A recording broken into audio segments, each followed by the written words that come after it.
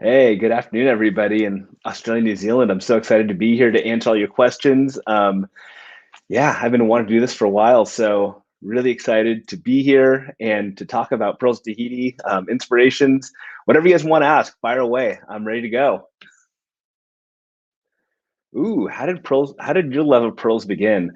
Um, it started for me at a really early age. I half jokingly say I was born in an oyster.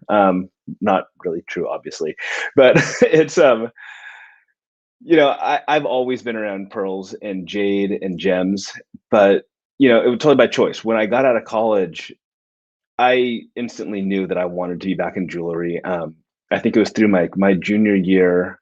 I mean, really going back to high school, like I've always thought about design, always thought about jewelry, always thought about things that I really liked and aesthetics that I really wanted to infuse. And just my own take on jewelry.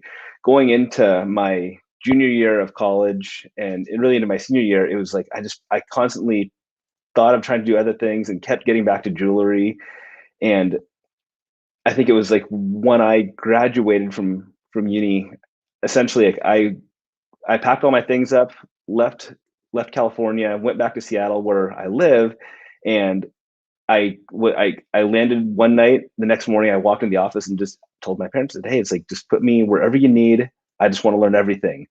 Um, I traveled to the farms. I went with my parents back to Hong Kong, and it was just that's really what solidified my love of being in the jewelry industry. But seeing pearls, it was just seeing something new every day. I love being around the water. I'm a Pisces, so I'm always trying to be around the water.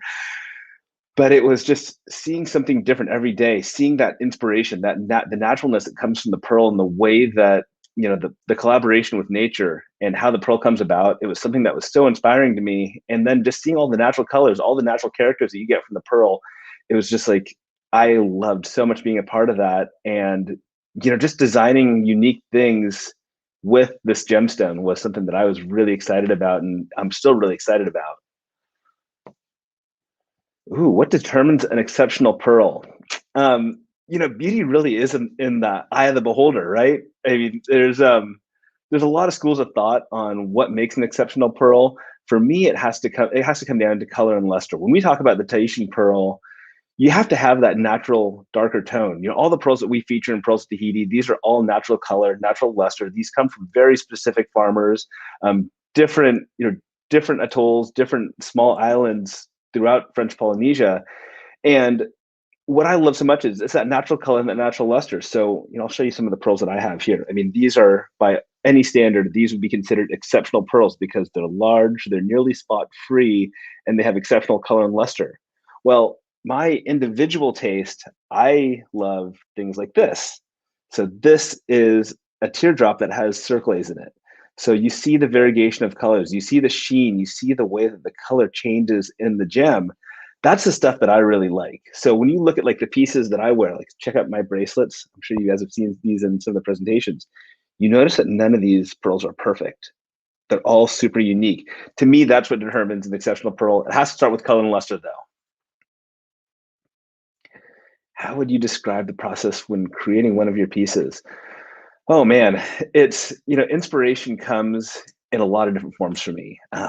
It comes from traveling to the birthplaces of where these pearls come from. So being back in Tahiti, being in Hawaii, where we've got family, and also where the pearl is so revered and it's very very close to French Polynesia, Australia, the Philippines. These are places where where the best pearls in the world come from, in my opinion.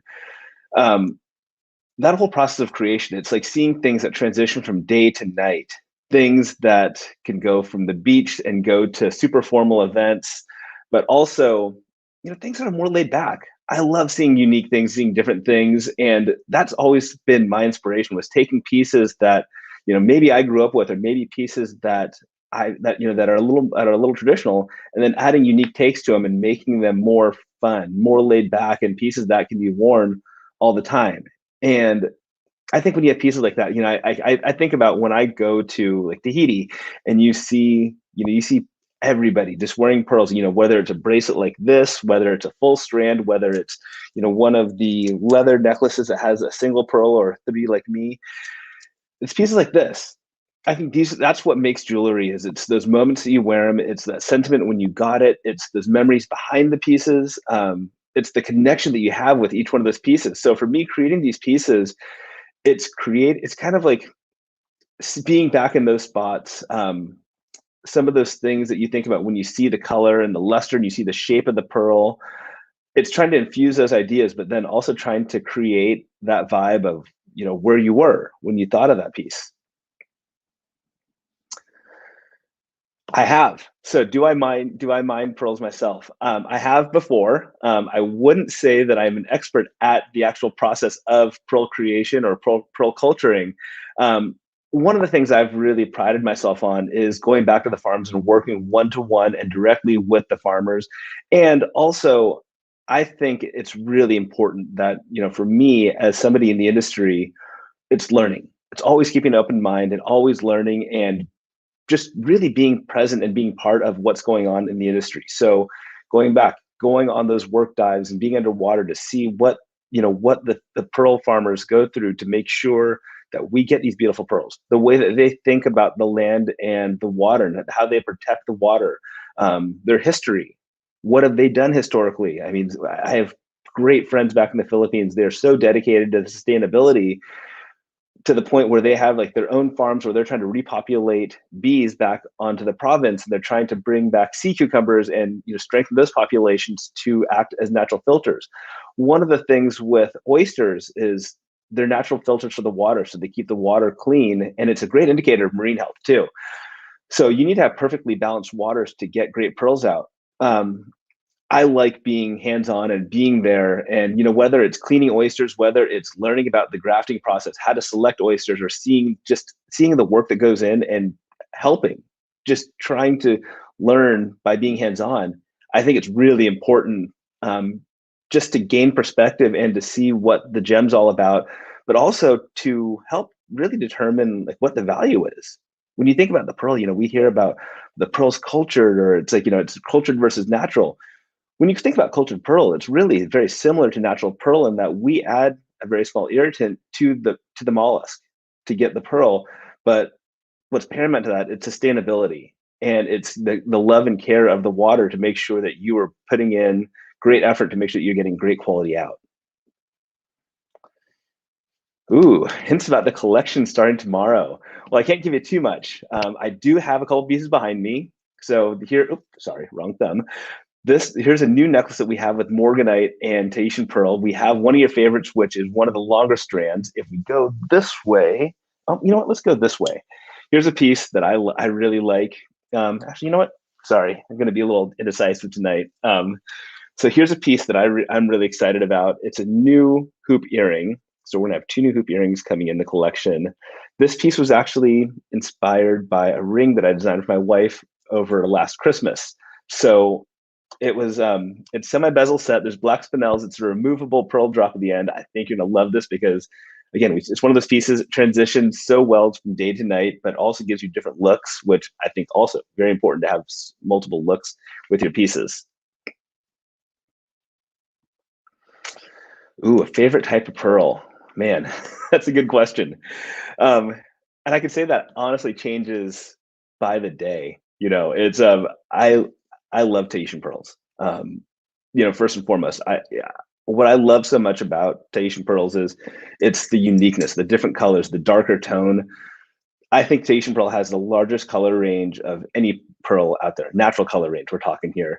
So when you see all the different colors, you see the sheens, the lusters, and then also going back to the locale, Tahiti is somewhere that growing up as a kid, it was a place that I dreamed about going to, all the time. And it was a place, I read about it in books. I spent a lot of time in Hawaii as a kid, but it was just, I always dreamed about being in Tahiti.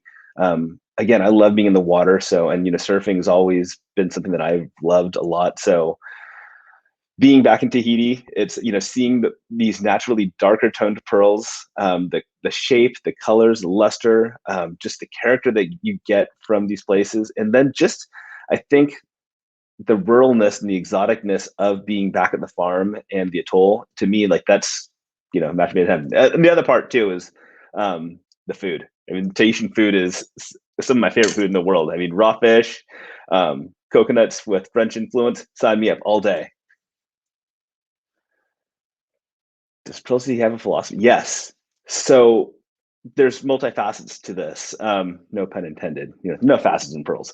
Natural color, natural luster. But it's bringing, first of all, we want to bring something that's unique to you, something that you're not going to see anywhere else, and things that are laid back, things that transition from day to night, combinations that are so non-traditional. So you'll see lots of beautiful color stones that mix back together with Tahitian pearls. But first and foremost, it's providing natural color, natural luster, but also providing a great value. So being that we work with these farmers that are multi-generational, our connection with them, I want to share with you a great value and give you that chance to experience what this gem, the Tahitian pearl that we love so much, a gem that's so exotic and revered. I want to give you that chance to be able to experience what this gem is all about and experience what I love so much about it. Ooh, what's the biggest one? I've seen, so Robert Wan back in Papete has a museum. It's the Pearl Museum, and it's right in the middle of town. If you ever go to Tahiti, I highly recommend you check it out because you'll just see beautiful pearls. You'll see unique and exotic things. They even have like a little replica of a grafter working there, and it's very, very lifelike, almost kind of creepy because it's like it almost looks like a real person there. He has there a 26, I want to say it's 26.2. It's a little bit over 26 millimeters. That's the off round. He has a 24 point something that is a perfect round, flawless. It's amazing. I mean, and when you think about the average size of a Tahitian pearl at 9 millimeters, typically most farmers struggle to get anything over 11 millimeters, which is why it's so special to get 12, 13, and 14 millimeters, which can be a little bit more available, but really not by a lot. When you get to those larger sizes, when you get to like those 20 millimeters, like even 15, 16, it's super rare. So seeing those, it was really, really cool and really impressive. Wasn't able to go in and grab the pearl and, and hold it, but it was pretty cool to see that size of pearl though. Ooh, what can a customer expect when they get a Pearls of Tahiti piece at home? Well, I think you're gonna get something that's so unique and different, a piece that I think you're gonna have a lot of fun with. So when you think of, the pieces that you see a lot of, you see strands, you see studs. We want to give you something more non-traditional. So again, going back to, let's show you another new piece from the collection. Here's another hoop earring that we have here. So combinations that you're not going to see too often. So you're going to see you're going to see combinations that are unique. You're going to see color stones that are mixed and married back together with different unique colors of Tahitian pearls. But what you're going to get is natural color, natural luster. You're going to see pearls that have that unique characteristic that we love so much about Tahitian pearls. When it comes to selecting pearls, one of the things I always say is just follow your eyes. You need to let your eyes be your guide because it's going to guide you to that personal taste that you have in the colors, the shape, and the luster and the character of each one of the pearls. So for me, when I select pearls, when I'm matching pearls, it's always like you kind of let your eyes glide to whatever colors you see. So like right now, like I've got this really cool oyster full of pearls. Check out this peacock. Check out this peacock, this very mirrory peacock and cherry. Ooh, there we go. Peacock cherry Tahitian pearl. So this is an 11 millimeter, and you see like the mirrored surface on it, but it's just you're following your eyes to see this character. So when you get one of our pieces home, I want you to see that color and luster. I want you to see the characteristics. And yes, sure, you may see some blemishes on the pearl. These are all natural. This is nature's fingerprint on each one of the pearls. And to me, it's one of those things where you look at it and you're like, I know distinctly this is my pearl. What can we find you get? Oh man, when I'm not guesting shows. So you may know I have 3 kids, 7, 5, and 2. So that keeps me pretty busy. Um, I love being in the water, but I live in Seattle, so it's insanely cold here right now. We're actually just starting winter, and I'm really jealous of where you guys are right now because I know it's nice. It's starting to get warm there. I love photography. I love cooking.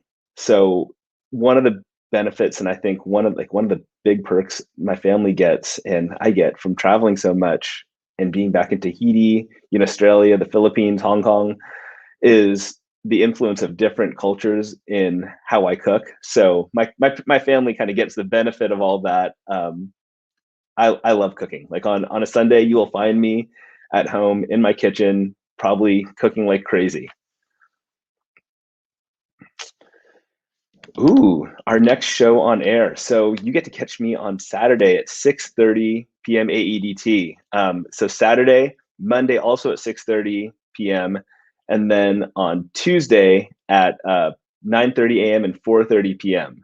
So it's gonna be an awesome collection. That's there's going to be a lot of great things in this whole collection. You're not going to want to miss a single show because there is so much energy and so many beautiful things and things that we've never done before that are just infused throughout this entire collection. Super, super excited about sharing this with you. So I can't wait for you guys to tune in to see what we have coming up on this collection starting tomorrow at 6:30.